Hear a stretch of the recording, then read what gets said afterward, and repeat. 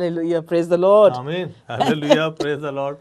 खुदा यीशु मसीह के कादर और जलाली नाम में आप सबको सलाम कहता हूँ। आमीन। और पैम जी जी जी, सलाम कीजिए, हाँ जी, सलाम शलोम, कीजिए, नया साल मुबारक, happy new year. Happy new year. और सबको इसलिए सलामती खुदा यीशु मसीह की चाहता हूँ कि खुदा यीशु मसीह ने हम पर वाकई सलामती की है, हम पर फजल किया है कि हम उसके नाम को जलाल देते हुए आज आपकी खिदमत में हाज़िर हूँ और आपको वो खुशियाँ जो खुदा ने बख्शी हैं और हमेशा बख्शता रहेगा और हमेशा तसल्ली देने वाला जो खुदा है आपके साथ है। और आज आप कलाम मुक़द्दस में से सुनेंगे जैसा कि खुदावंद हमें कहता है कि कलाम को दुनिया के कोने कोने तक हम लेकर जाएं। और आज बहुत ही खूबसूरत टॉपिक होगा। खुदावंद आपको सबको बरकत देगा और मुझे और परमजीत को भी एज वेल, हमें भी वही बरकत जो आप सबके लिए है। आमीन, आमीन। Thank you so much, God bless you all. बहुत अच्छा लग रहा है आपके साथ नए साल में खुदा के कलाम के साथ आपके सामने पेश हो रहे हैं।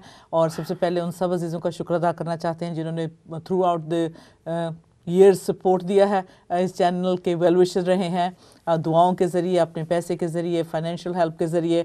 और सबसे बड़ी ये बात है कि आपने जो है अच्छे पैगाम को फैलाने में मदद की है ना सरफराज? सबसे बड़ी ये बात है हमारे अज़ीज़ों के लिए। तो इस 2014 में जब शुरू करते हैं, जैसे बाइबल की नबूवत प्रोग्राम आप देखते आ रहे हैं और आपने बहुत ही से पसंद भी किया है। हमारी दुआ है कि जब 2014 में जो प्रोफेसीज हो चुकी हैं, होने वाली हैं, जब उन पर गौर करेंगे तो बहुत अच्छा लगेगा, बहुत कुछ सीखने को मिलेगा। बल्कि इससे जो हमारी रूहानी तरक्की, रियली मानों में जो है, असली मानों में हमारी स्पिरिचुअल ग्रोथ होगी जब हम खुदा के मुकद्दस कलाम को सुनते हैं, सीखते हैं। और ख़ास तौर पे सॉलिड जो फाउंडेशन अंदर रखी जाती है खुदा के मुकद्दस कलाम की। और हम जब रूहानी तौर पे ग्रो होते हैं तो अपने आप को उस दौर में, उस जगह पे, उस माहौल में जब लेके जाते हैं तो खुदा का प्यारा पाक रूह हमारी रूह के साथ मिलकर उस बात को जो है और भी ज़्यादा सील कर देता है अपनी मोहब्बत से। ये नहीं कि सिर्फ पाक रूह का मिल जाना, गैर ज़ुबानें बोलना, तर्जमा करना, दुआ करनी, डिसर्नमेंट करनी, बल्कि वो नबियों की रूह के अंदर जो है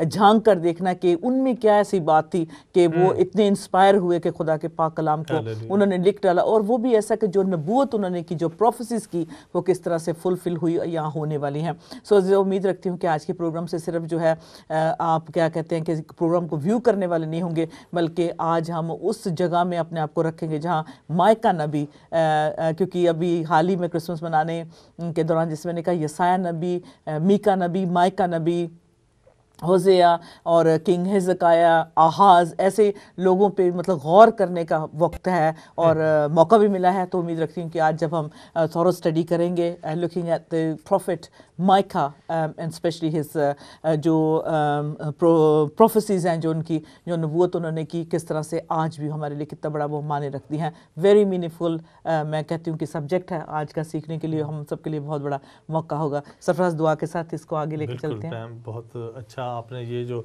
बात कही है, मैं सिर्फ थोड़ी सी इसको थोड़ा सा और इस पर गौर करना चाहता हूँ कि जब तक हम परमजित बाइबल मुक़द्दस के मुतालिक नहीं गहरे तौर पर तालीम हासिल करें, इसको खोजेंगे नहीं। दो नंबर के स्कॉलर कहते हैं कि एक तो हिस्ट्री और एक जोग्राफ़ी। जोग्राफिया, महल वकू, ये कहाँ वाक़या हुआ है, और इसकी हिस्ट्री जब तक नहीं पढ़ेंगे, ऊपर से बेशक पैगाम हम सुनते हैं या सुनते हैं, लेकिन जब मुतालिया करते हैं, यानी इसको गहरे तरीके से पढ़ते हैं बाइबल को, तो फिर हमें बहुत सारी चीज़ें जो हमारे ख्यालों में भी नहीं होती, तो हमें पता लगते हैं कि असल वाक़या ये बिल्कुल है। ठीक है, आपका कहने का बिल्कुल मतलब ठीक है कि एक तो इस तरह से देखा जाता है, ऐसे पढ़ा जाता है, एक सेंटेंस ले लिया, उसकी रेफरेंस दे दिया, कोई ऐसा वाक़या है वो उसमें वो इस एक आयत को ले लिया, फिट कर दिया, उसका एक और मतलब होता है। और जो इसको एज ए सब्जेक्ट लिया जाता है तो उसका कुछ और ही उसका जो है उस कॉन्टेक्स्ट में जो और मायने होता है। तो मतलब इसके एक नंबर से अगर पढ़े और दूसरी नज़र से पढ़े, यानी दो इसके नज़र असल में गहरे तरीके से ही हमें सोचना चाहिए। और आजकल जो ये ग्लोरी टीवी के ज़रिए से जो सिलसिला चल रहा है कि बाइबल की नबूवत जो है, नबूवत पेशन गोइयाँ हैं, ये हमें बहुत ज़रूरी है कि हम खुदावंद के जो अजीज़ बेटे और बेटियां लोग हैं उसको वो एक और अच्छे ऊपर लेवल पर चले जाएं, फिर ऊपर लेवल पर चले जाएं, ताकि हम खुदा को गहरे तरीके से समझ सकें और गहरे तरीके से उस खुदा को जान सकें कि वो खुदा जिसको हम मानते हैं वो खुदा कैसा खुदा है, उसका जो करैक्टर, उसका जो उसकी सफ़ात हैं वो कैसी हैं, तो उसका जो खुदा के नबी थे उन पर क्या, जैसे कि आपने अभी फरमाया कि रूहुल कुदस का बहुत काम है, यानी खुदावंद रूहुल कुदस का काम है ताकि नबियों की रूहों के साथ मिलकर वो तब्दीली खुदावंद पवित्र आत्मा लाता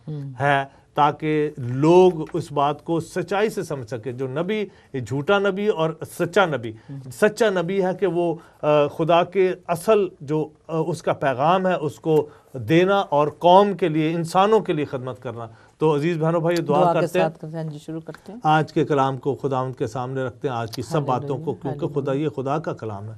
खुदावंद सब कुछ तेरे मुंह से निकली हुई बातें हैं और आप इतना प्यार करते हैं हमसे कि खुदावंद हमें समझाना चाहते हैं कि हम अच्छे इंसान और आप पर पूरा पूरा ईमान कैसे ला सकते हैं, और ये पाकीज़गी और रास्तबाजी से हो सकता है। और पाकीज़गी और रास्तबाजी खुदावंद हम खुद नहीं ला सकते, ना हम पाकीज़ा हो सकते हैं, ना रास्तबाज हो सकते हैं, बल्कि खुदावंद यीशु मसीह सिर्फ़ और सिर्फ तेरे वसीला से रास्तबाज ठहराए गए हैं।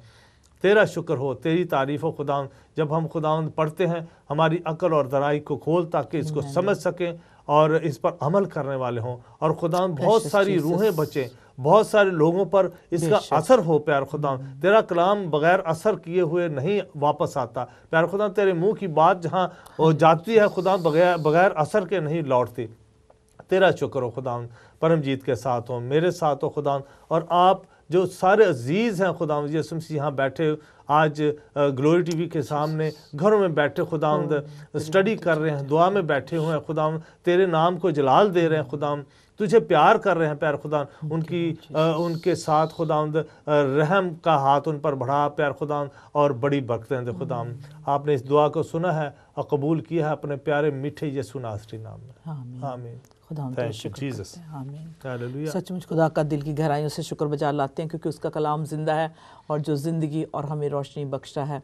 अपनी तरफ से हम बेशक जितना भी मर्जी कहें, लेकिन जब तक खुदा का रूह हमें जो है हिदायत नहीं हमारी करता, हेल्प नहीं करता, मददगार नहीं हमें मिलता, तब तक हम खुदा के कलाम को समझ नहीं सकते। एज ए बुक हम बेशक इसे कितनी बार भी पढ़ें, और ऐसे बहुत सारे अजीज़ हैं जिन्होंने बाइबल को फुली यानी कि कितनी बार साल में ख़त्म कर लेते हैं, वो पढ़ लेते हैं, कहते 2-2 3-3 घंटे वो स्टडी करते हैं, लेकिन फिर भी वो ऐसी गहराइयाँ होती हैं जिसे हम खुदा के रूह से ही जान सकते हैं कि वो किस जगह और किस मकसद के लिए वो कलाम लिखा गया। जैसे मैंने कहा बहुत से हवाले माइका नबी के सहीफ़े में से, इनकी किताब में से दिए जाते हैं। सबसे पहले तो ये बताएंगे कि माइका नबी जो थे एक ऐसे ज़बरदस्त मतलब प्रॉफिट थे। ये इनके दौरान जो थे, मतलब यसाया नबी was also around during the time of Micah. Hosea इनके कंटेम्प्रेरी रहे जो इनके दौर में थे, और हिज़किय्याह जो किंग हिज़किय्याह था बहुत अच्छा राजा था। पूरी थोड़ी मतलब तफसील में हम देखेंगे क्या क्या इनके रोल रहे। और आहाज़ जो था, किंग आहाज़ के दौरान का जो दौर था वो कैसा था, और देखेंगे कि इसको जब हम जिक्र करेंगे जानेंगे कि आजकल के माहौल से कोई वो फ़र्क माहौल नहीं था। आए अजीज़ों, आज हमारी मदद की है सरफराज, पता है ना, आप देखते हैं सरफराज ने करेंगे, और जो क्या कहते हैं कि हमारे बेटे ने मोज़ेस ने भी मदद की है। आज हम इसे जो इसको इधर रखेंगे ताकि हम देख सकेंगे कि जो आज मोज़ेस ने हमें ड्रॉ करके दिया है तो देख सकेंगे। तो Sarfaraz will also take us through that. Like I said कि जो यसाया नबी की और माइका नबी की जो नबूवतें हैं सरफराज ऑलमोस्ट आइडेंटिकल हैं, एक जैसी हैं, उसमें कोई मतलब बहुत ज़्यादा वो सेम टाइम पे बोल रहे हैं और सेम सिचुएशन पे बोल रहे हैं। ये एक बहुत बड़ी खूबसूरत इसकी हाईलाइट है। अच्छा, इससे पहले हम आगे जाएँ, हमारे पास वेरी सिंपल कह लें जो हमने इसको ये जो ड्राइंग लिया है आपके सामने, ताकि समझ सके कि कहाँ का रहने वाला था माइका और किस का वो माहौल था। अगर हम I think we'll have to zoom in to the, yes that's lovely, excellent.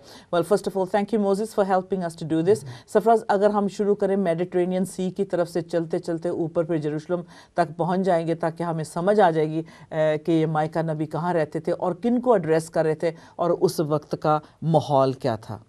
हाँ परम जी, सबसे पहले तो मैं ये कहना चाहता हूँ कि पहले बाब में हमें ये पता लगता कि मीका जो नबी हैं उनकी ये तसनीफ़ है और उनकी ये लिखी हुई किताब है। और ये कहलाते हैं, ये शफीला या यहूदा के नशेबी ख़ित्तों में कहीं वाक़या था इलाका, जहाँ से मीका नबी ये गांव के रहने वाले थे। अच्छा, इसको मैं साथ साथ दिखाऊं ताकि हम टाइम को बचाते जाएं। पेन अगर आपके पास है तो मैं ज़रा पॉइंट आउट कर दूं, इस पे हम देख सकते हैं इस तरफ पे जो हाँ जी, ये बिल्कुल ये नीचे वाले इलाके में, हाँ मेडिटेरेनियन सी के जो साथ वाला इलाका है, ये तल अवीव के साथ का मैदानी इलाका है। हाँ जी, ठीक है ना, दो बिल्कुल सीधी लाइन है, इस पे गैथ जहाँ लिखा ये गैथ, ये पैम, वो यहाँ, हाँ ठीक है, गैथ, ये शाफला जो ये शाफला जो आगे जो लिखा हुआ है लोअर हिल्स के, तो इस इलाके में रहने वाला था। पहाड़ों में, गाँव में, किसी इलाके में, इन इलाकों में से ये इनकी रिहाइश थी। और ये यहूदा के नशेबी, ये यहूदा का जो जहाँ इज़ाया लिखा, ये यहूदा का ऊपर वाला पहाड़ी इलाका, उसके नीचे वाले इलाकों नशेबी ख़ित्तों में कहीं वाक़या था। मीका की नबूती खिदमत भी इस इलाका तक महदूद थी। और ये हम देखते हैं कि 1 से 14 एक बाब और उसकी 14 तक हम देखते हैं कि उसकी नबूवत के मतलब लिखा है कि ये इसी इलाके में उनकी नबूवत थी, नीचे वाले यानी नशेबी इलाके, नीचे पहाड़ों से नीचे इलाके में। जो सीधी लाइन मैंने देखी है तेल अवीव के साथ, तल अबीब के साथ, वो फ़लस्तीनियों का इलाका था। ठीक है, नहीं पेन लीजिए, फ़लस्तीनियों का इलाका। अच्छा, ये जो इस तरफ, हाँ जी, नीचे वाला ये मेडिटेरेनियन सी है जो कि मतलब काफ़ी ऊंचा है, और इसके बिल्कुल सामने आगे जाके देखें तो जो डेड सी है सरफराज, वो बहुत लोअर है। हाँ जी, ठीक है ना। तो ये यहाँ से पैलेस्टाइन से शुरू करते, यहाँ फिलिस्तीन का जो इलाका था। जी जी, ठीक है। और बिल्कुल ये जो समंदर है ये इसकी बहुत ऊंचाई है। ठीक है ना। मेडिटेरेनियन सी जो है सतह जो ज़मीन है उससे ऊंचा है। लेकिन वो खुदा की कुदरत है कि बहुत सारे ऊंचे समंदर हैं। कराची का समंदर भी कराची से सतह से ऊंचा है लेकिन खुदा की कुदरत से खुदा ने रोका हो पानियों को, तो ये ऊंचा है। तो फिर आगे जो तेल अवीव शुरू हो जाता है। ठीक है, ये फ़लस्तीनियों का इलाका जहाँ मतलब आगे जाके देख सकते हैं तेल अवीव ये। और सरफराज क्योंकि ये यहाँ जो बहुत है पानी, जो मतलब ये मेडिटेरेनियन सी ऊपर है और वो डेड सी नीचे है, तो इजरायली अब जो है एक टनल खोदने का सोच रहे हैं यहाँ से सीधा, ताकि वो यहाँ से जो है पहले दिखाया ना वो कोने में। हाँ जी, हाँ जी, ये डेड सी, ये डेड सी है जो आगे। ओके, मेरा हाथ पहुंच रहा है, मुझे डेड सी है। और ये डेड सी है, तो सीधा जो है इसके नीचे जो है टनल खोदने की सोच रहे हैं, ताकि वो इसमें से फ्रेश वाटर जो मेडिटेरेनियन से है वो डेड सी में लेके जाया जा सके। Okay, shall I pull this way? बिल्कुल ठीक, अब सही है, बिल्कुल ठीक, that's better, thank you very much. हाँ जी, तो पैलेस्टाइन है नीचे, फिर तेल अवीव आ गया जो जहाँ हम जाते भी है जब लेके जाते हैं टूर। हाँ जी, तो इसके जो नीचे है वो जो जगह प्लेन शारन जिसे कहते हैं, यानी कि प्लेन जमीन है, एकदम फ्लैट है। बिल्कुल ठीक है। और मैदानी इलाका कह सकते हैं, नशेब है। हाँ जी, पहाड़ों का। बिल्कुल। तो उसके आगे गैस जी, हाँ जी, ठीक है। तो ये जो आगे ये जो आप स्टेप देख रहे हैं पहाड़ों के, इन इलाकों में माइका नबी मतलब के रहते थे, शेफला के इलाके में, है ना। और जहाँ प्लेन शहर जहाँ लिखा है यहाँ सैमसन रहता था, इसलिए उसकी काफ़ी जो लड़ाई थी फ़लस्तीनियों के साथ होती रहती। जब उसके बारे में पढ़ते हैं कैसे उसको लड़की पसंद आ गई थी, तो कैसे फिर मतलब उनके साथ दुश्मनी होती है, सारा जो पढ़ते हैं सैमसन, प्रोफेट सैमसन जो था के इलाके में उसके, हाँ जी बिल्कुल, ये जो था पैलेस्टाइन के इतना नज़दीक था, इसलिए उनकी वो आपस में लगी रहती थी। और फिर आगे जैसे आपने बताया वो जो we see the two bumps, यानी कि जो पहाड़ी जो आगे लोअर हिल्स जो शुरू हो जाते हैं, वहाँ जो फ्लैट, वो सरफेस जो फ्लैट एरिया ना, वहाँ से आप you could look down to Mediterranean and you could also look up to Jerusalem. हाँ जी, नहीं वो जो पहाड़ी 2 स्टेप हैं, हाँ जी, उन पे, हाँ उनमें से अगर खड़े हों जहाँ यूसिया लिखा हुआ है ऊपर भी देख सकते हैं और मेडिटेरेनियन सी को भी देख सकते हैं और यहूदा की तरफ भी हम देख सकते हैं, यानी जहाँ इज़ाया लिखा हुआ है जी। वो यरूशलेम का इलाका है पहाड़ के ऊपर। और ये जो यहाँ हम ये कह सकते हैं कि मिसाल दी गई है कि जो मीका नबी था वो वो नशेब के इलाके को भी देख रहा था और यहूदा के इलाके को भी अपनी नज़र से देख रहा था, लेकिन दिखा उसको खुदा रहा था। ठीक है। तो जो कहते हैं कि जो ये ऊपर जो है यसाया नबी, जहाँ लिखा यसाया का इलाका है, वो था ऊपर यरूशलेम में रहने वाला, और माइका जो था कि लोअर जैसे इस जगह पे रहने वाला। तो कहते हैं कि जो खुदा चाहते थे कि उनका टेम्पल जो बनाया जाए तो वो हाई माउंटेन पे, यानी कि ऊंचे पहाड़ की चोटी पे बनाया जाए। ऐसा भी होता था कि जो बुत प्रस्त लोग थे अपनी हमेशा वो ऑल्टर जो बुत होते थे सरफराज पहाड़ की ऊंचाई पे बिल्कुल, बनाते ऐसा थे। ही है। तो ये जो पहाड़ है एक्चुअली, जो मंदिर जो टेम्पल बना था वो बिल्कुल इसके जो है अंदर के जो, जैसे देख सकते हैं जैसे एक जैसे प्लेट की तरह, कहते हैं दिए की तरह अंदर रखने के लिए जगह है। हाँ, थोड़ी तो सी। हाँ, उसके ऊपर जो था, जो माउंट ऑफ ऑलिव जाते हैं, माउंट मराया जो है उसके ऊपर जो टेम्पल को इरेक्ट किया गया। और इसके साथ ही जो था कि 10-15 मिनट की वॉक पे जाते हैं तो ये सफर आ जाता है विल्डरनेस, सारा जो है डेजर्ट आ जाता हाँ, है। बिल्कुल। इसके नीचे यहाँ जेरिको आ जाता है, फिर एक डेड सी इसके साथ ही है बिल्कुल। तो इट्स वेरी क्लियर एक्चुअली। और ये जो जूडियन, जो खुदावन यीशु मसीह जब माउंट ऑफ टेम्पटेशन जाते हैं तो ये जो जूडियन जो डेजर्ट है उसके अंदर जो छोटे जो पहाड़ है, हाँ उसमें खुदावन जी ने जो रोजा रखा और उस वहाँ वक्त गुजारा। सो इट्स क्वाइट ये इंटरेस्टिंग। सहराई इलाका था, बिल्कुल सही बात है। इट्स इंटरेस्टिंग है ना। ये हम देखें, ये शफीला का जो इलाका जहाँ मीका रहता था, हाँ। और फिर ऊपर पहाड़ियों के ऊपर जब चढ़ते हैं तो फिर आप यरूशलेम की तरफ अजीज बहनों भाइयों चले जाते हैं। यरूशलेम से जब नीचे उतरते हैं, जैसे कि हमने दिखाया, अगर फिर तस्वीर दिखा दी जाए तो मैं 1000 फुट का कह लें कि वो तकरीबन 1000 फुट ऊंचा, मतलब कि ये पहाड़ था जो जैसे कहले बना हुआ है। आप यरूशलेम का जो हमने दिखाया कि यहाँ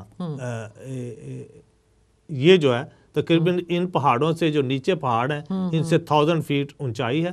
और ये जो ऊंचाई है इसके नीचे ये जो सहरा है, डेजर्ट है सारी।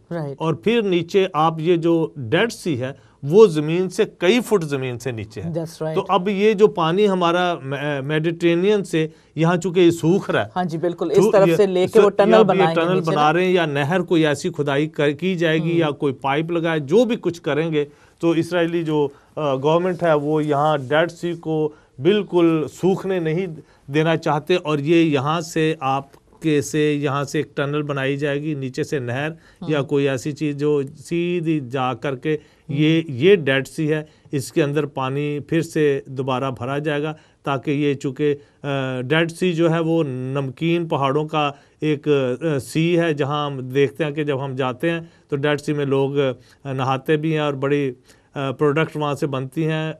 नमकीन पानी है टोटली, और ये एक नमकीन सिरप की तरह होता है, मतलब कि गाढ़ा पानी है जिसमें बंदा डूब नहीं सकता। लेकिन ये जो पानी चूँकि सूख रहा है, चारों तरफ से नमक के पहाड़ हैं और ये पानी जो नमक बनता जाता है चारों तरफ, तो नमक रोज़ वहाँ से उठा के उसको क्लियर किया जाता है, क्योंकि पानी की कमी है। सिर्फ और सिर्फ यहाँ बारिशों का पानी आ सकता है, जो पहाड़ों से जो ये यरूशलेम के पहाड़ों से नीचे अगर कोई बारिश हो तो तभी पानी आता है, इसलिए ये अक्सर सूखता रहता है। और अगर जॉर्डन की तरफ से भी पानी, दूसरे इलाकों से भी पानी आए तो बारिशों का पानी होता है। लेकिन चूँकि मेडिटेरेनियन सी जो हमारे पास मौजूद है, यहाँ से एक नहर खोद के यहाँ तक ये लाया जाएगा। लेकिन हमारा जो असल जो सब्जेक्ट है वो मीका नबी यानी मायका है, और ये जो पहाड़ों के दरमियान, और ये जो शहर है, ये यरूशलेम सिटी है, जैसे हम कह सकते हैं लंदन है, और ये दूर दराज का इलाका जैसे मिडलैंड लगा सकते हैं, और ये इलाके तो इसलिए फर्क है। वैसे यू राइट एक्चुअली, प्लेन जो शैरन जो जगह है वह, अच्छा जो होम टाउन है माइका का वो गैफ, जैसे हमने देखा है मोर्शेस गैफ, हाँ जी, हाँ, मूर्शत जात का बाशिंदा, मूर्शत जात तो इलाके को या गांव या किसी उसके इलाके को कह सकते हैं। तो ये मूर्शद जात का बाशिंदा था। शफीला या यहूदा के नशेबी, शफीला कहते हैं, असल में तर्जमा है शफीला जो कहते हैं मैदानी इलाका। ठीक है, शफीला है ही मैदानी नीचे वाला इलाका, नशेबी यानी नीचा इलाका।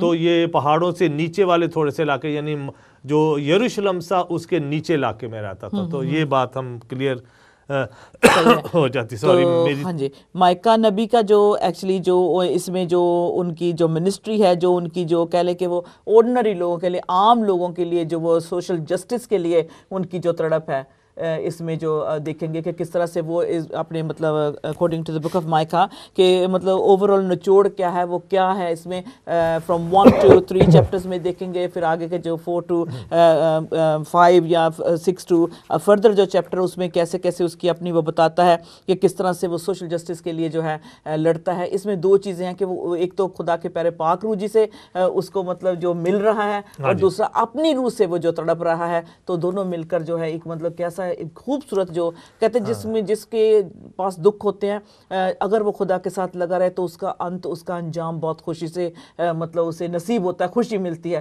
तो माइका नबी को भी ऐसे जब देखेंगे कि ऐसे दुखों से निकलता है खुदा का बंदा और आखिर में कैसे वो खुशी पाता है। परम जी बहुत अच्छा किया कि आपने बताया कि मीका जो अगरचे देहात की फिजा में यानी गांव की फिजा में रहता था और उसमें परवान चढ़ा, उसमें वो बड़ा हुआ और उसको और उस इलाके में उसने लोगों के साथ बात की, वहाँ की तहजीब, उसकी तमद्दन और जो रहन सहन था उससे वो बहुत मानूस था और वो वहीं खुश था। और यहूदा इसराइल की तमद्दनी ज़िंदगी यानी उनकी जो ज़िंदगी थी की खराबियों और कबाहतों से बखूबी आगाह था।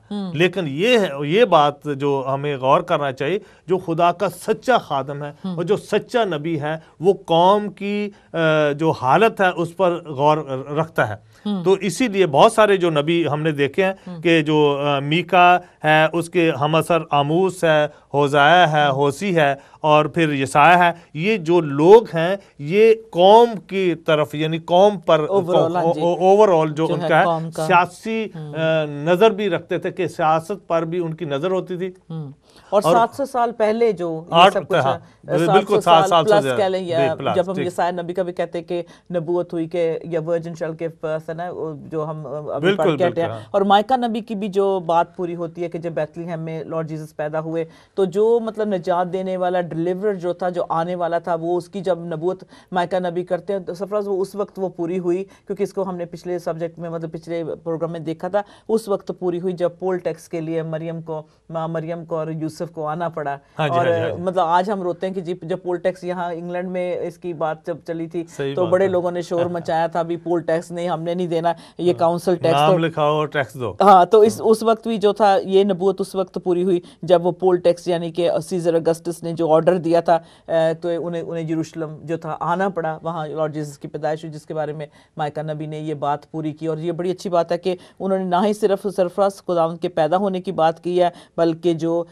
उसके बाद में जो आने वाले हैं वो भी पूरी होगी। मैंने I have jumped ahead, but एक बात और सरफराज यहाँ इंटरेस्टिंग देख सकते हैं हम कि जो एंशिएंट वर्ल्ड है जो क्रॉस कैसे करता है, एक तरफ से यूरोप को लगता है, अगर मगीडो की तरफ हम देखें जो बीच में जो मगीडो है वहां से हम पूरा एक छोटा सा गांव नजर आता है जिसका नाम है नाजरत, जहां खुदावंद यीशु मसीह मतलब बड़े हुए। तो ये जो जगह this is kind of almost here, हाँ जी इधर है जहां आप उधर मगीडो जो आर्मगेडो की जो जगह है को मैदान है, इलाका कह सकते हैं। हाँ जी, उसी जगह पे जब आप खड़े होते हैं तो सामने नाजरत एक छोटा सा जो गांव है नजर आता है जहाँ खुदावंद यीशु मसीह ने पैदाइश मतलब बड़े हुए और जहाँ फरिश्ता भी मतलब इस बात को लेके आया कि खुदावंद पैदा होंगे। लेकिन इससे आगे जो बात इंटरेस्टिंग ये है कि सरफराज ये इतनी इंपॉर्टेंट जगह है जहाँ माइका रहता है कि ये दोनों एक तरफ को अगर आप जाएं तो यूरोप में आ सकते हैं, एक तरफ से जाएं तो ये मतलब एक क्रॉसिंग रूट थी मतलब इंटरनेशनल। जब हम भी जाते हैं तो हालांकि वो सड़क कोई इतनी इंपॉर्टेंट नहीं है लेकिन वो बताते हैं कि ये इंटरनेशनल रोड थी। हाँ जी बिल्कुल,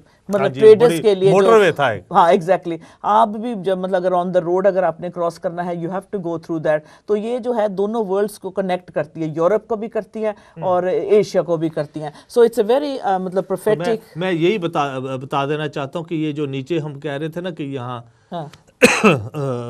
यहाँ नहर खोद रहे हैं कि पानी लेके जाएं, लेकिन ये जो पहले समंदर के साथ ये एक सफ़र की बहुत बड़ी एक इंटरनेशनल मोटरवे था जो मेडिटेरेनियन मिडिल ईस्ट को और दूसरे यूरोप के इलाकों को मिलाता था।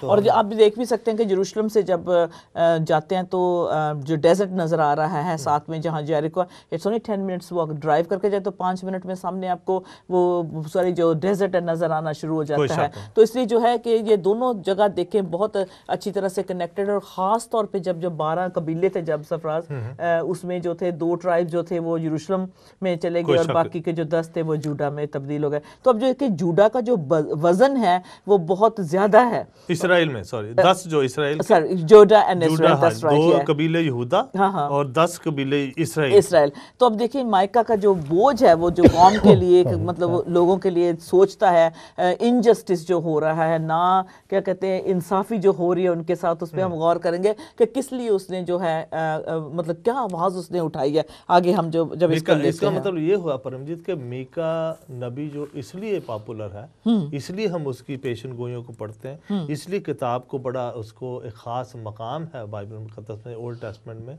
अजीज़ बहनों भाइयों, क्योंकि वो एक ख़ास मुद्दे पर गौर कर रहा है और कौम की हालत पर गौर कर रहा है। इसको आप मद्देनज़र रखें।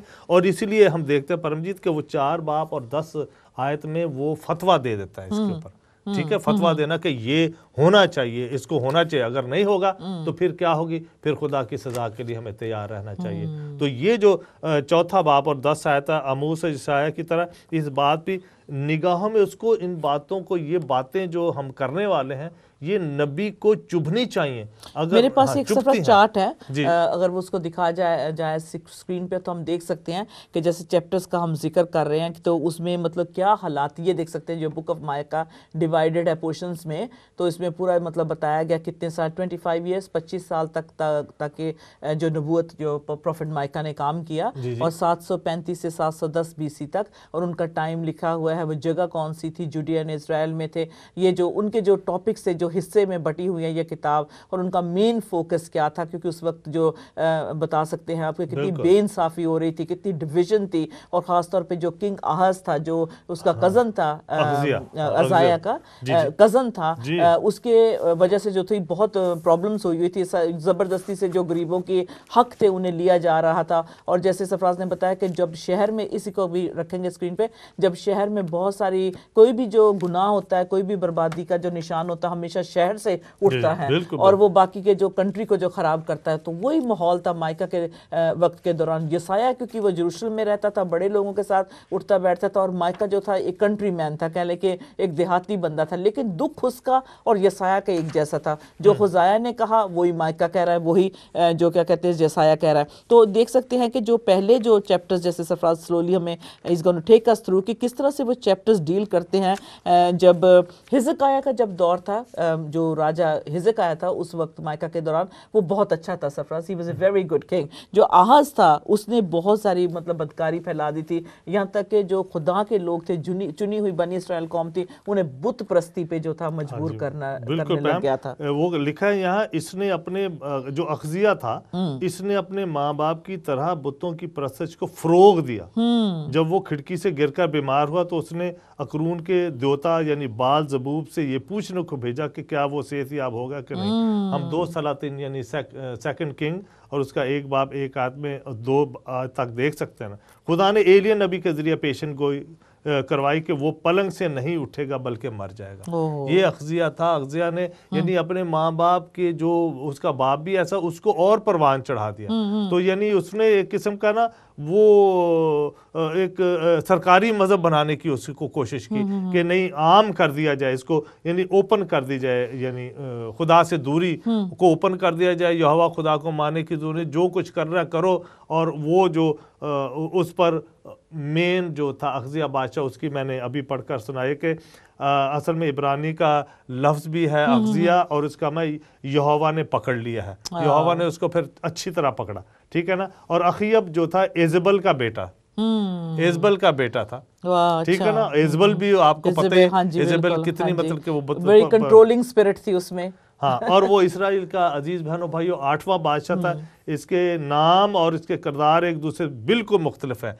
किरदार नाम तो था कि अखजिया, कि खुदा ने इसको यहोवा ने पकड़ लिया, लेकिन उसके काम टोटली फर्क थे। इससे भी हम नसीहत हासिल करते हैं कि नाम रखने से और काम करने से बहुत फर्क है। तो इसलिए अखजिया का मतलब है यहोवा ने पकड़ लिया, लेकिन उसके किरदार से, उसके करैक्टर से ये पता लगता है कि वो खुदा से बहुत दूर था। और उसने 849 तक यानी 849 तक खुदा यीशु मसीह के आने से पहले पहला सलातीन फर्स्ट किंग में हम देख सकते हैं अजीज भाइयों भाइयों। और उसकी आयत है 51, तो इसको आप पढ़ लें। तो अखजिया की जो स्टोरी है, अखजिया बादशाह की, वो उस कैरेक्टर क्या था, उसने फरोग दिया। और ये जो बात थी वो यसाया नबी को और आमूस नबी को, मीका को, ये बातें उसकी बहुत ही बुरी लगी थी। और क्योंकि ये बनी इस्राएल कौम थी, ये खुदा की चुनी हुई, खुदा की छुड़ाई हुई मतलब कौम थी।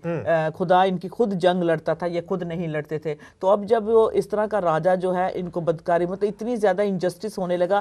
ख़ास तौर पे माइका नबी इसलिए ज़्यादा महसूस करता था क्योंकि वो गरीबों की आवाज़ था, वो गरीबों के लिए बोलता था, क्योंकि उनके साथ बहुत इनजस्टिस हो रहा था, यानी कि ज़बरदस्ती से उनकी ज़मीनें ली जा रही थी, जो उनका हक बनता था उन्हें नहीं दिया जाता था। हर तरह की मतलब बेइंसाफ़ी, झूठ बोलना और अपने मतलब के लिए एक दूसरे को इस्तेमाल करना, इसके लिए उसको इंसाफ चाहिए था। तो इसलिए वो बहुत उसके अंदर ये गरीबों की जो आवाज़ बन के, जो मतलब यरूशलेम में अमीर लोग रहने वाले, जहाँ जो यहूदी लोग थे बिल्कुल इस तरह को आते भी नहीं थे जहाँ माइका रहता था, उनके मतलब पास वो बड़े अमीर लोग जो थे वो शहरों में रहने वाले थे, ऊंची जगह पे रहने वाले थे, तो उनका कोई भी वास्ता नहीं होता था। जहाँ माइका, होसिया और एमोस ये जो माइनर प्रॉफिट कहते रहते हैं। लेकिन बात खूबसूरत ये है कि जब गुनाह बहुत सारा फैलने लगा और जो 10 ट्राइब्स थी सरफराज, जो नॉर्थ की तरफ थी, इजराइल थी, वो उनके जो कह ले के गुनाह थे फैलने लगे और भी ज्यादा। 10 कबीले, हाँ, तो उनका जो गुनाह आ गया, बुरे जो काम थे वो दूसरे कबीलों पे फैलने लगे। इसलिए जो था, क्योंकि जो आने वाली कौम थी, रादर देन के वो खुदा के, सच्चे खुदा की प्रस्तिश करने वाले बने, बल्कि वो बुत परस्ती में चले गए। मतलब देख सकते हैं हम कि इतना ये खुदा का नबी जो अंदर से तड़प रहा है, खुदा का रूह उसे इस तरह से उभार रहा है। क्या आजकल का जो सीन जो है हम देखते हैं, मैं मतलब पूरी कौम की नहीं बात करती, मैं क्रिश्चियंस की ही बात करूंगी इस वक्त के, हम इस बात में इन्वॉल्व हैं। हाँ। और हम चूंकि जिस कलाम को हम पढ़ते हैं उससे हम लेकर देखते हैं कि हमारी हालत इस वक्त क्या है। जब हम इस पर गौर नहीं करते कि उस वक्त अगजिया जो बादशाह था, उसके टाइम में, आखिस जिसको कहते हैं, उसके ज़माने में क्या हालत थी और इस वक्त हमारी जो कौम की हालत क्या है। तो इसका कंपैरिजन करना बहुत ज़रूरी है, इसका मुकाबला करेंगे क्योंकि जो था बिजनेस में बहुत करप्शन थी सरफराज। उस वक्त लोग जो बिजनेस कर रहे थे बहुत करप्शन थी, जैसे कि अपने पर्सनल गेन के लिए, अपने फ़ायदे के लिए जो थे, किसी की फीलिंग्स की कोई कदर नहीं करते थे, अपने मतलब के लिए। और उस वक्त बहुत सारे झूठे नबी बहुत आ गए थे। हाँ जी। जो लोग थे जो मतलब अपनी खुद वो क्या कहते हैं, अपनी शोहरत के लिए, अपने पेट के लिए, अपनी पब्लिसिटी के लिए, अपने आप को बड़ा बनाने के लिए जो थे, अपने आप को दिखाते थे। जो था फैमिली स्टैंडर्ड जो थे, फैमिली का जैसे पहले होता था कि इस कंट्री में भी जो फैमिली थी, संडे वाले दिन चर्च जाना, फिर उन्होंने एक साथ जो लंच करना, फिर जो पैसा रुपया ये नहीं होता था, हस्बैंड का पैसा अलग है, वाइफ का अलग है। तो उस वक्त एक जगह ही जो कमाई होती थी, मेहनत की लाई जाती थी। और ख़ास तौर पे जो आदमी होता था वो बाहर का काम करता था, औरत घर का काम करती थी, बच्चों को संभालती थी, सेविंग करती थी एक अच्छी। लेकिन वो जो फैमिली वैल्यूज़ हैं, अब भी देखें सरफराज, वो सारा स्टैंडर्ड गिरा। उस वक्त भी लोग अपने आप से प्यार करने लगे, अपने मतलब के लिए जो था वो काम करने लगे। तो इसलिए जो माइका नबी है वो देखता है इन सब बातों को, और वो ऐसे सिस्टम में दुनिया पड़ने लगी थी कि पूरा फैमिली ब्रेक डाउन होने लगा। मुझे believe it, family break down होने लगा। तो इसके लिए जो था खुशी का तो नामो निशान ना रहा। खुदा के लोग थे, हालांकि खुदा उनके साथ था, खुदा उनकी जंग लड़ता था, लेकिन इससे उसको इतनी दर्द हुई, इतना पेन, मतलब उसके ना के दिल में दर्द बल्कि उसकी रूह भी तड़पने लगी और वो रोने लगा, दिन रात रोने लगा, चिल्लाने लगा खुदा के सामने। और जो थी पाक रूह जी के साथ मिलकर उसकी खुद की रूह जो थी, दोनों मिलकर जो थी जब मिल गए तो फिर ये नबूवत जो हुई है उसमें हम देखते हैं कि किस तरह से वो बताता है कि खुदा जो है आएगा, वो जस्टिस करेगा। सरफराज इसमें रियली ये सोचने वाली बात है कि जब कोई रोता है तो खुदा उसका इंसाफ, खासतौर पे खुदा के लोगों के लिए जो रोता है, खुदा के लोगों के लिए इंसाफ जो मांगता है, उसका इंसाफ जरूर से मिलता है। और पैम जी, एक मैं आप बात करना चाहता हूँ कि जो खुदा के नबी, इसराइल के नबी हैं, वो उनको एक ऑफिस मिला हुआ था। उनका एक ऑफिस, यानी वो उनको काम को खुदा जानता था जी, ठीक है ना। तो जब वो बात करते थे तो खुदा ये नहीं कहते कि आम बंदा ऐसे उठ के नबी बन गया। उनको एक खास उनकी तबीयत को खुदा जानता था, उनको जो काम दिया गया था खुदा उनको उस काम को जानता था। ऐसे बैठा बैठा नबी नहीं, कोई वही आ गई तो नबी बन गया, नहीं। वो नबी जो थे इस्राएली कौम के लिए हर वक्त सोचते थे, हर वक्त काम करने के लिए तैयार थे, बल्कि अपनी जान देने तक भी वफादार रहते थे। यानी मर भी जाए तो कोई बात नहीं, अगर उनको आखिर बादशाह मरवाना चाहता तो कोई बात नहीं, अगर हेरोदिस बनवाना चाहता तो कोई बात नहीं, ठीक है ना, गर्दनें उड़ जाए तो कोई बात नहीं। नबी जो इस काम के लिए तैयार रहता है कि उसकी अगर जान भी चली जाए, लेकिन जो खुदा का जो कलाम है, खुदा का पैगाम है इंसानों के लिए, और ये स्पेशली इस्राएली कौम के लिए जो पिसी हुई कौम थी चारों तरफ से, यानी सीरिया और बहुत सारे और बादशाह, कई दफ़ा इन पर अटैक होते ही रहते थे। यानी ये चारों तरफ से, जैसे कहा कि ये बिल्कुल छोटे से इलाके में इसराइल रहता था, कनान का इलाका था, लेकिन चारों तरफ जितनी हुकूमतें थी, बड़े बड़े बादशाह थे, वो इनको हमेशा अटैक करते रहते थे। तो इनकी वजह से, और प्रॉब्लम ये नहीं, जो बादशाह है हमारा, जो मीका नबी है, मैं बाइबल मुकद्दस में जब पढ़ता हूँ तो ये सिर्फ ये कहता है कि मुझे इनसे ये बात नहीं कि पॉलिटिकली ये फंसे हुए हैं, पॉलिटिकली दबाए गए हैं, जब दूसरी हुकूमतें, जो दूसरे बादशाह इन पर अटैक करना चाहते, इनको दुनिया से मिटा देना चाहते। प्रॉब्लम मीका को ये थी, यानी मीका नबी को, कि अंदर के जो लोग हैं, जो कौम के लोग हैं, कौम के जो लीडर हैं, जो मजहबी लीडर हैं, वो कौम को करप्ट कर रहे हैं। और करप्शन कहां से पैम शुरू हुई? ये यहूदा के उस मकामों से शुरू हुई जहां से, यानी यरूशलेम, यानी शहरों से शुरू होकर ये देहातों में करप्शन शुरू होती, और आज भी है। आप जरा इस पर ज्यादा, जब ऐसा होने लगा, जैसे मैंने बताया कि माइका नबी जो था, माइका नबी बहुत रोने लगा। उसने अपने मतलब जैसे कहते हैं ना कि हाल डालना और रोना, और उसकी रूह के साथ, जैसे एक रोता है, एक ना एक तो रोना होता है, वैसे हम रोते हैं, एक जब हम रूह से रोते हैं। ये देख सकते हैं कि अफसोस में जब वो बैठा और रोता, अपने आप को मतलब कोसता कि क्यों ऐसा हमारे लोग कर रहे हैं, क्यों जो हम मतलब खुदा, जिंदा खुदा के नाम से कहलाए जाने वाले लोग हैं, क्योंकि वहां जुल्म कहते इतना ज्यादा होने लगा था, क्राइम इतना बढ़ गया था। और जहां क्राइम बढ़ जाता है, क्राइम क्या कहते हैं सर, जुर्म बढ़ जाता है, तो उसकी सजा भी मिलती है। ये कोई ना कहे, अगर आज हम देखते हैं कि फॉर इंस्टेंस कह लें कि मॉडर्न डे में अगर माइका होते तो देखते, अगर न्यूयॉर्क, लंदन, पेरिस के कितने बड़े बड़े नाम है, बड़े लोग शौक से लेते हैं, और ज़िंदगी में उनकी ख्वाहिश होती है कि एक बार तो ज़िंदगी में जाके इन शहरों का दौरा करना चाहिए, देखना चाहिए। लेकिन अगर देखा जाए तो इन ऐसे शहरों में कितना गुनाह है, इसकी वजह से जो है लोग बड़े दूर दूर से देखने आते हैं। बल्कि जो लंदन, पेरिस, न्यूयॉर्क में परफ्यूम बिकता है, उसे लेके जाना चाहते हैं, बेशक वो गाँव से भी उनको पता था भी पेरिस में बड़े फलाने नाम की चीज मिलती है। तो इसलिए तरह माइका भी देखता है कि शहर में जो कुछ हो रहा था, जब वो उसकी कंट्री साइड जहां वो रहता था, जब पहुंचने लगा, तो उसने देखा कि गुनाह जब इतना बढ़ गया, तो क्या इन लोगों को ये खबर नहीं कि इसकी सजा भी उन्हें मिलेगी? अगर नहीं सजा मिलेगी तो फिर खुदावन जो है उसे सोडम और गुमोरा को भी माफ करना पड़ेगा। अगर वो न्यूयॉर्क, लंदन, पेरिस के गुनाह जो हैं, जो रातों को कुछ होता है, दिन दिहाड़े अब तो हो रहा है, जो कुछ बिजनेस कर रही है दुनिया, क्या इसकी सजा ना खुदावन देगा? जो गुनाह करेगा, जो जान गुनाह करेगी वो हलाक होगी। ये रोमियो की किताब में लिखा हुआ है। और अब माइका नबी कहता है कि तुम समझते हो कि खुदा देखता नहीं है, तुम गुनाह कर रहे हो, तुम बुत परस्ती कर रहे हो, गैर कौमों की औरतों को लेके आए हो, और खुदा के घर को डिफाइल ऑलरेडी सफर एक बार हो चुका था। तो वो कहते कि अगर ऐसी कौम रही तो क्यों नहीं बाहर से आके हमारे ऊपर दूसरी कौम चढ़ाई करेगी, जिनकी हम लैंग्वेज भी नहीं समझेंगे, जिनके तौर तरीके फर्क हो गए। और वो आहिस्ता आहिस्ता क्रीप इन हो रही थी। तो इसलिए जो पहला चैप्टर 1 to 3 जो सफराज है, उसमें माइका नबी बताता है कि अगर गुनाह करते हो तो इसकी सजा तुम्हें मिलेगी मिलेगी। और पैम बड़ी एक अच्छी और बात है जो हमारे समझने के लिए अच्छी बात, इसलिए मैं कह रहा हूँ कि हमें थोड़ा सा खौफ करना चाहिए, हमें समझना चाहिए कि अगर यहाँ लिखा है कि हम देखते हैं कि ये सरकश लोगों की सजा देने के लिए उन पर खुदा बेदीन कौम को चढ़ा लाएगा। अगर पहला बाब और 6 से 9 आयत पढ़े तो हमें पता लगता है कि अगर कितने भी हम प्यारे हों, कितने भी हालेलुया कहते हैं, कितने भी चर्चेस में मीटिंग्स करते हो, जितने भी, सॉरी मैं डायरेक्टली बात करना चाहता हूँ, सही बात है, कितने भी अपने आप को रूहानी सिर्फ बनाया हो ना, लेकिन बनाया हो, लोग समझे कि बहुत रूहानी है,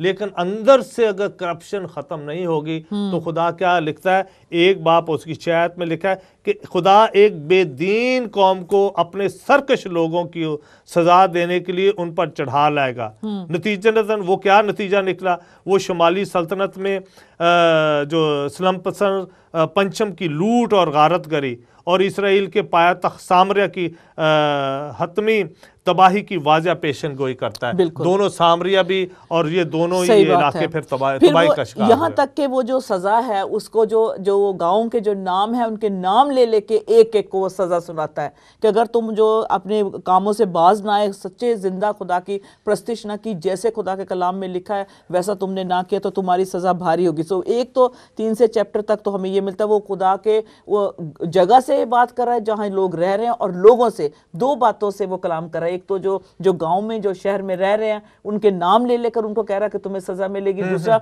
उन लोगों को जो वहां के रहने वाले हैं। अजीजों, आज भी जो हम मसीही लोग हैं, यीशु के नाम से कहलाए जाते हैं, हमें भी गैरत करने की जरूरत है। आज हमें माइका नबी के जूतों को पहनकर उसके अंदर जो रूह तड़प रही थी, बोल रही थी, उसमें जाकर थोड़े वक्त के लिए हमें सोचना होगा कि वो क्या देख रहा था जो इतना तड़प रहा था। आज खुदा के खादम अगर तड़प रहे हैं, अपनी कौम के लिए लड़ रहे हैं, तो क्या माइका नबी जैसा सरफराज आज माहौल नहीं है? तो हमें क्या उठना नहीं चाहिए? क्या हमें गौर नहीं करना चाहिए जिस जगह पे हम रह रहे हैं, जिन लोगों के बीच में रह रहे हैं? I am just addressing the Christians, those who are believer, क्योंकि माइका नबी जो है वो फिलिस्तीनियों से नहीं कह रहा, क्योंकि वो तो शुरू से ही जो है उनके अकॉर्डिंग टू द बाइबल वो कह रहे कि दुश्मन से उनकी लड़ाई होती रही है। They been enemies forever, even today. आज भी जो पैलेस्टाइन है, पैलेस्टीनियन है और ज्यूज हैं, they're enemies to one another. लेकिन ये यहाँ बात खत्म नहीं होती। लेकिन माइका नबी क्या कहता है? उन लोगों से भी मुखातिब है और उस जगह से भी। और उसके आगे जो 4 और 5 चैप्टर है, उसमें फिर वो पीस और सिक्योरिटी को जो है लाता है। उसमें इत्मीनान और हमारी हिफाजत करने वाला हमारा खुदा। अजीजों, पैसे से अगर फिर मैं अभी रास्ते में हम आ रहे थे, एक दूसरे से बात कर रहे थे, अगर हमारे लोग सताए जाते हैं, फिर मतलब बहुत दूर जाने की बात नहीं, पाकिस्तान की बात ले लें, अगर हमारे क्रिश्चियन लोग जो हैं जिनको हम पैसे से भी मदद करते हैं, फिर भी वो बात हल नहीं होती। जो सिक्योरिटी और पीस उनको चाहिए, अगर बेशक हम उनको मतलब उनके बच्चों को भी स्पॉन्सर कर लेते हैं, अडॉप्ट भी कर लेते हैं, कि खानदान से एक बच्चा लेके आ जाते हैं यहाँ कि हम खानदान की मदद कर रहे हैं, यूएनओ के भी लेटर लिख, यूएनओ के भी पास पहुंच जाए, लेकिन उससे हमारे के आगे जुलूस निकालें, उसके ये हाल नहीं। हाँ, ये हाल नहीं है। जितनी मर्जी बड़ी बड़ी ऑर्गेनाइजेशंस को आप अप्रोच कर लें, वो पीस और सिक्योरिटी नहीं वो दे सकते। यही माइका नबी कह रहा है कि तुम्हारी जो पीस है, जो तुम्हारा इत्मीनान है, जो तुम्हारी हिफाजत कर सकता है, वो यावे है। तो क्या करता है फिर आगे जो है वो क्या करना चाहता है इसमें? क्योंकि बेबीलोन ने जो था बाबेल से की गुलामी से अभी छूट कर ही आए थे, अभी बहुत देर नहीं हुई थी, कोई शक तो इसके बाद जो था सीरियंस ने आ जाना था। तो सीरिया, तो इसलिए जो था अरब से जो इनको हमेशा अटैक मिला है सरफराज।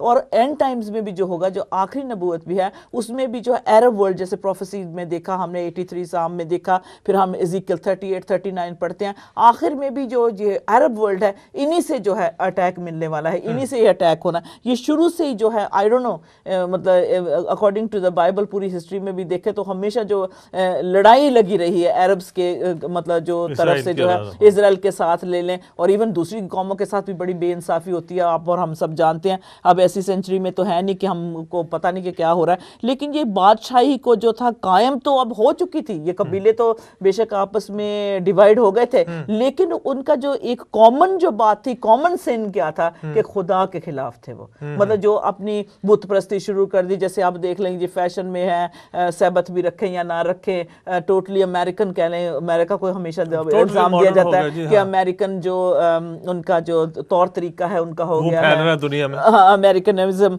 मतलब फैल रहा है। तो क्या हुआ जो, लेकिन उनको अब जो पीस और सिक्योरिटी देने वाला है वो सिर्फ बेथलेहम से ही मिलने वाला है। आमीन, ये एक बड़ी खूबसूरत जो नबूवत माइका करता है कि बेथलेहम में यीशु पैदा होंगे, तो उनको दाऊद जो राजा था वो ना दे सका नजात, वो उनको वो पीस और सिक्योरिटी ना दे सका। वो भी 40 साल रूल एंड रेन करके उसके हाथों से भी बाद में भी जीत हुई, दूसरी कौम ने आके इन्वेड कर लिया इजराइल को, कोई शक नहीं, यहूदी लोगों पे आके कब्जा कर लिया, उनकी ज़मीन पे, उनकी जगह पे। लेकिन इसी तरह से वो कहता है कि जो आपको एक बादशाह मिलना है वो बेथलेहम से आएगा आपको डिलीवर करने के लिए। बेशक बेथलेहम छोटा सा गांव है, तो जब लॉर्ड जीसस का जो जन्म होगा तो वो क्या करेगा? एक तो पीस लेके आएगा। इसीलिए अगर आप पाकिस्तान में हैं या सीरिया में हैं या किसी भी जगह पे हैं, सीरिया में जो क्रिश्चियन लोग हैं उनके तकरीबन, अभी कोई बता रहा था कि इतना डिस्टर्बिंग रिपोर्ट थी कि किसी का गला काट के, उनके गले काट के क्रिश्चियंस के उनके सरों के साथ फुटबॉल खेला जा रहा है।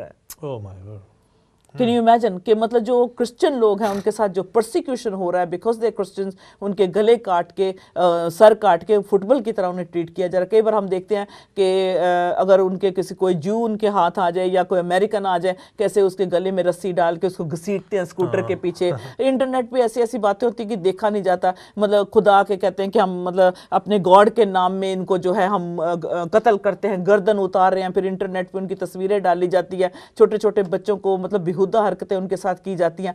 ये बात जो थी ये जो है इंसान करता है, ये अबलीस का काम है, शैतान का काम है। इसीलिए जो खुदा का सच्चा बंदा है वो सच्चाई के लिए रोता है और कहता है कि वो बादशाह आएगा जो तुम्हें जस्टिस और मर्सी दिलाएगा, जो तुम्हें क्या इंसाफ दिलाएगा। और इंसाफ क्या होगा कि जबरदस्ती किसी को किसी बात के लिए राजी नहीं करना, ठीक है, और खुदा जिंदा खुदा का खौफ रखना। तो वो क्या कहता है कि 6 और 7वें चैप्टर में सरफराज एक कोर्ट और कॉवेनेंट इसमें हमें नजर आता है कि वो अदालत में कौम को खड़ा करता है कटहरे में, और एक तरफ आप हो जाता है, यानी कि खुदा के बिहाफ पे आवाज देता है कि ए कौम तेरा अंजाम क्या होगा। और वो पैम बिल्कुल आप सही कह रही कि मीका नबी कौम को कहता कि ये तो तुम्हारी कुर्बानियों, रस्मी कुर्बानियों की वजह से नहीं होगा, जितनी मर्जी ईदें मनाओ, जितने मर्जी बकरे हलाल करो, इससे नहीं होने वाला। हाँ जी, बिल्कुल ये खुदा के फजल की वजह से होगा, कुर्बानियों से और चढ़ावे चढ़ाने से और मतलब कि शायद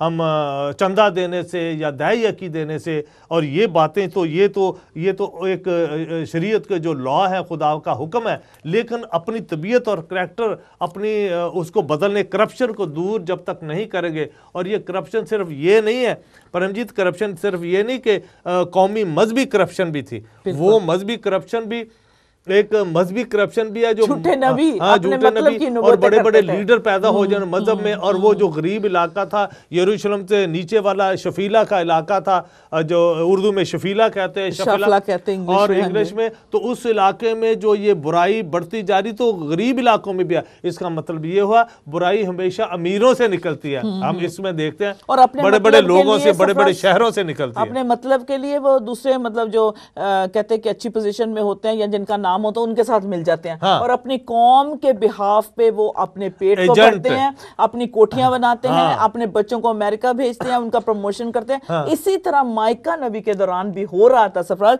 जो गरीब थे वो गरीब होते जा रहे थे, जो अमीर थे वो अमीर होते जा रहे थे। कुछ मजहबी लीडरों के बच्चे तो वहां से अमेरिका पहुंच जाते हैं पढ़ने के लिए, ठीक है ना, और गरीबों के वो वहीं से वो खुदाई करते रहते, मजदूरी करते रहते हैं। और चर्च के जब चर्च बिकते हैं और चर्च के जो प्लॉट होते हैं, जो जमीनें होती हैं, वो बड़े बड़े लीडरों ने बेची। क्या हम नहीं जानते, क्या अजीज बहनों भाइयों आप नहीं जानते कि अभी तक हो रहा है कि ज्यादा से ज्यादा कोशिश आ रही है कि कोई भी लीडर आ जाए तो वो कुछ ठगने की कोशिश, कुंडली उड़ाने के लिए को छोड़े, मिक्स मैरिजेस हो रही हैं, कोई परवाह नहीं है उसमें रिलीजियस सेरेमनी होती है या ना होए, लेकिन मतलब बच्चे खुश होने चाहिए, पेरेंट्स को मतलब लगना चाहिए कि मेरे बच्चों की शादियां लीडरों ने कई दूसरे चर्चों में मतलब के सेरेमनी की है अपने बच्चों को दूसरी कौमों में ब्याह के। क्या मीका नबी चुप है? क्या आप चुप रहेंगे? इसलिए वो कहता है कि अगर खुदा इन सोदम गुमोरा को वो सजा देता है तो क्या इनको नहीं देगा, तो फिर इनको अपोलोजाइज खुदा को करना पड़ेगा, भाई सॉरी सोदम गुमोरा, मैंने तुम्हारे साथ बेइंसाफी की, क्योंकि ये कौम का हाल है, मैं क्या करूं, तुम्हें तो इतनी भारी सजा मिली कि टोटली डिस्ट्रॉय कर दिया, दुनिया से हटा ही दिया। आज तो कई मतलब के सॉरी खुदा के खादम भी गैर कौमों से बच्चे जो ला के उनकी तरह के होने शुरू हो जाते हैं, ठीक है ना, उनको प्रमोशन देना शुरू। तो क्या वो आंखें बंद कर लें हम?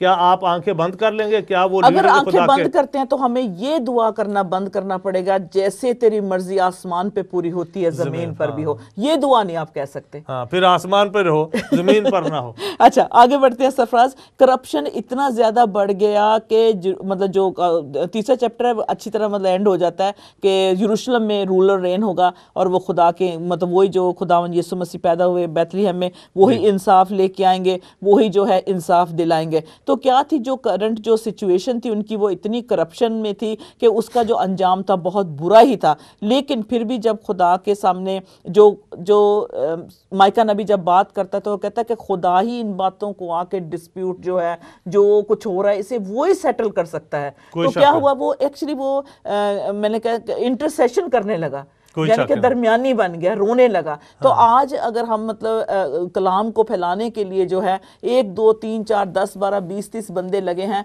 क्या वो सचमुच वो शिद्दत से रोते हैं? क्या वो रोते हैं कि अपने ही छोटी सी कलीसिया को बढ़ाने के लिए कि मेरी चर्च की बिल्डिंग बन जाए, 10 बंदे हैं तो 20 हो जाएं? क्या सचमुच आप एक कौम के लिए रो रहे हैं या आप लोगों की निजात के लिए रो रहे हैं? किस बात के लिए जो है आप खुदा के आगे जो है फरियाद कर रहे हैं? क्या सिर्फ अपनी छोटी सी कलीसिया को बढ़ाने के लिए, छोटी किसी मिनिस्ट्री को आगे लेके जाने के अपने लिए, आप को प्रमोट अपने आप को प्रमोट करने के लिए। माइका नबी जो है इन सब बातों को जब गौर से देखता, क्योंकि ऑफ कोर्स यरूशलेम में जो था मतलब लोग बड़े जो थे, बड़े बड़े पादरी कह लें, फकी फरीसी जो थे, मतलब कौम के जो कह लें ठेकेदार थे, वो बड़ी बड़ी जगह पे रहते थे, लेकिन यो गरीबों के लिए वो बात कर, गरीबों इन द सेंस, चलो वो फिजिकली वैसे भी बेचारे गरीब होंगे लोग, लेकिन उसके साथ साथ जो रूह की गरीबी थी सरफराज, उसके साथ वो तड़पता है और क्या कहता है, ये भी सेटल तो करेगा ये सारी बातें, जितने भी दुखड़े हैं आएगा, खुदावंद आएगा और वो ये सारी बातों को सेटल करेगा। तो इसलिए जो आज मसीही है, अगर वो ये दुआ करता है कि जैसे तेरी मर्जी आसमान पे पूरी होती है ज़मीन, यानी कि मेरे अंदर, मेरे घर में, मेरे ख़ानदान में, मेरी चर्च में, हमारी कलीसिया में, हमारी कम्युनिटी में, हमारे मुल्क में तेरी ही मर्जी पूरी हो, हमारी कौम में, हालेलुया। हाँ जी। तो इसलिए जो है इससे आगे हम बढ़ते हुए ये कह सकते हैं कि माइका नबी ने कहा वो रोटी, वो जीवन की रोटी बेथलीहम, बेथलीहम मतलब उसका मतलब है कि जी बेथलहम का मतलब रोटी का घर। तो अगर जो तुम करप्शन की रोटी खाते हो तो हमेशा के लिए अदालत होगी तुम्हारी, तुम्हें जो है झूठ बोल के जो कमाते हो, दूसरों की दौलत पे नजर रखते हो, दूसरे की प्रॉपर्टी को छीनना चाहते हो, तो क्या खुदावंद इसको सजा आपको नहीं देगा? बिल्कुल देगा। अगर आपने हक की कहते कमाई के साथ रोटी खाई है तो खुदा जो है इंसाफ करेगा। जिसने आपके साथ ज्यादती की है उसका आपको इंसाफ मिलेगा, हमेशा की जिंदगी मिलेगी। लेकिन अगर असली रोटी खानी है जो बेथलीहम में सरफराज हाउस ऑफ ब्रेड जो था वहां से मिलेगा, क्योंकि बेथलीहम से जो था कौन मकई का दाना यरूशलेम तक पहुंचती थी, जो कौन था मक्की की रोटियां पर खाने खुराक जाती थी। हाँ, लेकिन ये मतलब रोटी का घर इसलिए भी इसे कहा गया, तो ये जो था मकई की जो थी सप्लाई पूरी कौन की वहां होती थी, और जो क्योंकि यरूशलेम बहुत बड़ी सिटी थी। एक और बेथलीहम बहुत अच्छा काम करता था। बेथलीहम में सिर्फ ये नहीं कि वो जो जीवन की रोटी देने वाला, हमेशा की ब्रेड सप्लाई करने वाला आने वाला था, बल्कि इसमें वो कुर्बानी जो लॉर्ड जीसस ने खुद दी है, वो कुर्बानियां जो थी, जब कुर्बानी होती थी हैकल में, जानवरों की कुर्बानी दी जाती थी, जब ईद होती थी तो अपने अपने जानवर लेके जाते थे वहां। तो जो बेथलीहम था वो कुर्बानियां नहीं देता था लेकिन सप्लाई करता था। हाँ, बहुत अच्छी बात की पाया। हाँ, यानी वो भेड़े पालने वाले थे और लैम को प्रोवाइड करते थे कुर्बानियों के यरूशलेम में। हाँ जी।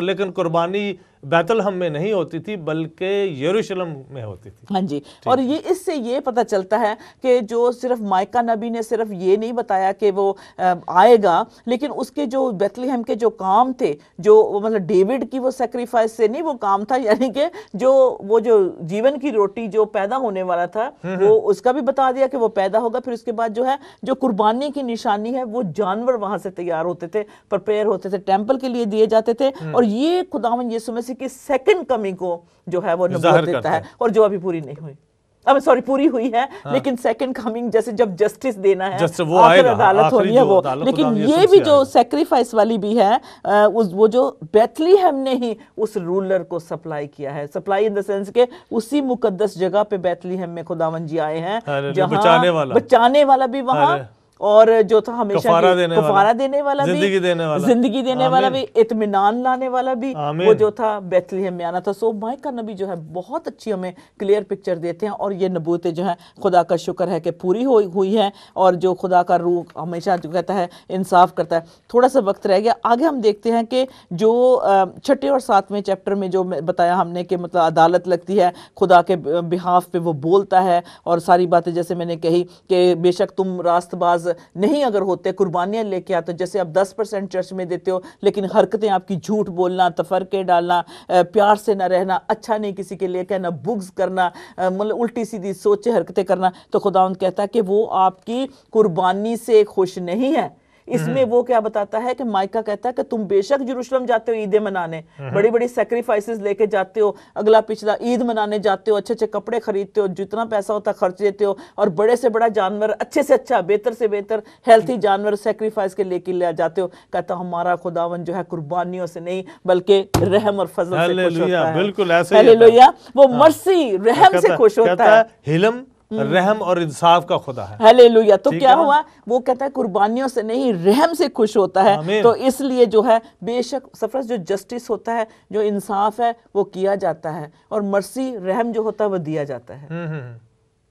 मर्सी के लिए तो जो खुदा के जो मर्सी आगे है, एग्जैक्टली, ठीक है, मर्सी आगे चले गई, इंसाफ उसके पीछे पीछे पीछे है। जो इंसाफ आगे नहीं खुदा ने रखा, क्योंकि अगर इंसाफ खुदा कर दे इसी वक्त, हाँ। तो बहुत सारे लोग इस दुनिया से यानी बिल्कुल जहन्नम की आग में चले। खुदा ने रहम को आगे रखा है ताकि हम पर रहम हो, ताकि हम रहम की वजह से हम बच जाए। अजीज बहनों भाई, और आखिर में सरफराज 2 लफ्जों में ये कहूंगी कि जो माइका था उसकी शुरुआत बड़ी मिजरेबल होती है, बड़ा रोता है, वो अपने मतलब खाना पीना छोड़ देता है, क्या वो मातम करता है कौम के लिए। तो जब जो इंसान इस तरह खुदा के, क्योंकि खुदा का जो दिल है ना वो बहुत दुख से भरा हुआ है, क्योंकि जो ऐसी नबूवत है कि किसी की वो हलाकत नहीं चाहता, लेकिन बहुत सारे लोग जो हैं सच्चे जिंदा खुदा से दूर है। मजहब में तो बहुत है, धर्मां दे विच ते बहुत सारे लोग ने, लेकिन रब दे दिल तो बहुत दूर ने, उहदी सोचां ख्यालां तो, उहदी पवित्रता तो बहुत दूर ने। इसलिए माइका नबी जब ऑब्जर्व करता है पूरी कौम का जो हाल देखता है तो वो मिजरेबल है, वो वेरी अनहैप्पी है सरफराज, वो खुश नहीं है। लेकिन जब वो देखता है कि मेरा खुदावन जो है रहम करने वाला है, जस्टिस करने वाला है, तो फिर उसके दिल में जो खुशी आती है, तो उससे जो आगे वो उभारता है कि मेरे खुदा जैसा कौन खुदा है। ये हम हिम भी गाते हैं ना, है ना, who is there God like you, तो मेरे खुदा जैसा कौन खुदा है। तो आखिरत में वो जो कॉवेनेंट और मर्सी जो दोनों को मिला देता है, कॉवेनेंट और जस्टिस मर्सी का जो कॉवेनेंट बना देता है, और कहता है कि खुदावन जो है न्यू टेस्टमेंट में सरफराज उसकी तस्वीर हम यीशु के जरिए देखते हैं। तो माइका नबी ने जो नबूवत की है वो हमें कैरी करती है from the old testament into the new testament. और उसमें जो हम देख सकते हैं कि जब पोल टैक्स हुआ, जब आए अपने नाम लिखवाने, तो ये नबूत जो थी उनके पैदा होने की, मर्दमशुमारी, हाँ जी, तो वो जो अच्छा आखिर में वो माइका नबी ये क्या कहता है, कहता है कि जब उनकी सेकंड कमिंग लॉर्ड जीसस की होगी, यहूदी इससे बहुत दुख उठाते थे, बहुत बुरा मानते थे जब माइका नबी कहता था कि एक आने वाला है। और यूहन्ना बपतिस्मा देने वाला भी सेम बात करता था, वो आने वाला है, वो आने वाला है जिसके मैं राह तैयार करो। तो माइका भी यही कहता है एक ऐसा बादशाह और एक ऐसा रूलर आने वाला जो वर्ल्ड गवर्नमेंट करेगा। आमीन, हालेलुया, हालेलुया। जब हम कहते हैं कि एंटी क्राइस्ट का दौर है, एंटी क्राइस्ट ये करेगा वो करेगा, लेकिन जो आवाज जो माइका की है वो हमें तैयार करी है, होगा तो होगा, लेकिन आखिर में जो हुकूमत पूरी दुनिया पे कौन करेगा जी। और उसको बहुत सारे मजहबों में जब आप देखें, स्टडी करें, आई नो के political correctness and this that the other, उसमें बहुत सारे मजहब ऑफेंड हो जाते हैं, लेकिन किसी भी रिलीजन को देखें तो एंड ऑफ द लाइन यही लिखा हुआ, सारी घूम के इधर उधर से आता है कि वो यीशु होगा, वो ईसा होगा, हमें बचाने के लिए आएगा, और वो आएगा और वो वर्ल्ड गवर्नमेंट करेगा, हुकूमत करेगा और लड़ेगा। और यहूदियों का जो ख्याल था उसके बारे में, वो कहते थे, अच्छा ये एक सरफराज प्रोफेसी जो है ज्यूस से छुपी हुई है, उस वक्त नबियों से छुपी हुई थी कि वो आएगा, कब आएगा सब कुछ तो बता दिया, लेकिन वो क्या माहौल होगा, किस तरह का दौर होगा, तो ये एक ऐसा सीक्रेट था जो छुपा हुआ था, अब भी यहूदियों से छुपा हुआ है कि वो कहते हैं कि वो ऐसा बादशाह मसाया आएगा जो हमारे लिए लड़ेगा, वर्ल्ड गवर्नमेंट करेगा, हुकूमत हमारे लिए करेगा। लेकिन वो तो इतना लोली और चरनी में पैदा होने वाला एक बादशाह आया, तो क्या कहते हैं, वो अफेंडेड होते थे, वो गुस्सा करते थे कि माइका ऐसे क्यों करे, वो कैसे, मतलब किसी ने तो ये भी कह दिया था ना कि ये क्या नासरत में कोई अच्छी चीज पैदा हो सकती है। सही बात है। तो जो पहले वो जो था हमारे इंसानों के गुनाह के लिए आया, मरने के लिए आया, हमारा कुफारा देने के लिए आया, हमारे लिए आया, और जब दूसरी बार आएगा तो वो वर्ल्ड पे रूल और रेन करने के लिए आएगा। पूरी जो दुनिया में जो था क्या कहेगा, पहले तो वो रूहों को जीतने के लिए आया, फिर जो है वो हुकूमत करने के लिए आया, जिससे जो है हमें इंसाफ मिलेगा। सो अजीजों, अगर आज तक आपने इंसाफ नहीं पाया, यही कहूँगी कि जस्टिस और मर्सी यीशु के हाथ में है, इसे मत जाने दें, इंसाफ समझने की कोशिश करें। God bless you. जय मसीह की।